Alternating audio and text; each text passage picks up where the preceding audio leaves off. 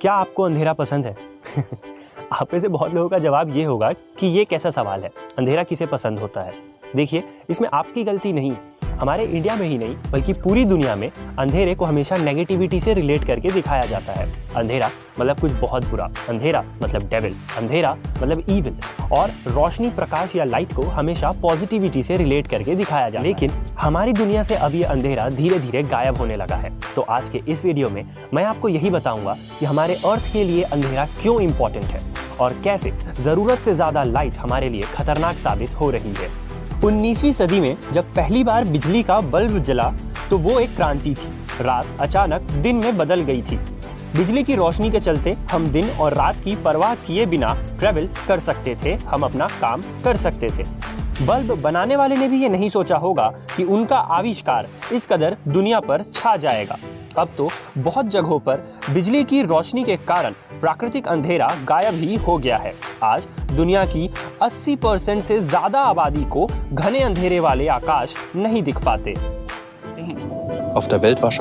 दुनिया में सिर्फ 20 से 30% लोग ही रात में आकाश को उसके मूल स्वरूप में देख पाते हैं। बाकी बचे लोगों को अब इस तरह का आकाश देखने को नहीं मिलता। इसकी वजह है कृत्रिम रोशनी में बेतहाशा बढ़ोतरी। बीते 10-20 सालों में इसने रात के आकाश को निगल लिया है। लेकिन दुनिया भर के साइंटिस्ट अब इस कृत्रिम प्रकाश यानी आर्टिफिशियल लाइट्स के प्रति लोगों को आगाह कर रहे हैं। वे रात के समय जलने वाले इन आर्टिफिशियल लाइट्स को एक पॉल्यूशन का नाम दे रहे हैं, जिसे हम लाइट पॉल्यूशन या फिर प्रकाश प्रदूषण कहते हैं। अगर आसान शब्दों में बताऊं तो रात के समय जरूरत से ज्यादा जलने वाले आर्टिफिशियल लाइट्स या फिर कृत्रिम प्रकाश से लाइट पॉल्यूशन या फिर प्रकाश प्रदूषण फैलता है। बीते कुछ समय में हुए इंडस्ट्रियलाइजेशन के कारण पूरी ही दुनिया में आर्टिफिशियल लाइट्स का यूज बहुत ज्यादा बढ़ गया है, खासकर कि एशियाई देशों में। इस नक्शे में ये आप साफ साफ देख सकते हैं कि अकेले भारत में 2012 से लेकर 2016 के बीच में कितनी ज्यादा आर्टिफिशियल लाइट्स लगाई गई हैं। ये एक साइंटिफिक फैक्ट है कि जरूरत से ज्यादा आर्टिफिशियल लाइट्स के कांटेक्ट में रहने से न सिर्फ आंखों में तकलीफ होती है बल्कि कई बार नींद न आना, मोटापा और डिप्रेशन जैसी समस्याएं भी हो सकती हैं। आजकल बहुत सारे लोगों में एक कॉमन प्रॉब्लम है और वो ये है कि उन्हें रात में जल्दी नींद नहीं आती। इसके पीछे का एक रीजन ये लाइट पॉल्यूशन भी है। ऐसा शायद आपके साथ भी होता होगा कि अगर आपके रूम की लाइट देर रात तक ऑन रहती है या फिर आप देर रात तक फोन यूज करते हैं तो शायद आपको जल्दी नींद नहीं आती होगी। लेकिन वहीं अगर आप अपने रूम का लाइट या मोबाइल ऑफ करके सोने की कोशिश करेंगे तो कंपैरेटिवली आपको जल्दी नींद आ जाएगी। ऐसा होता है लाइट पॉल्यूशन के कारण।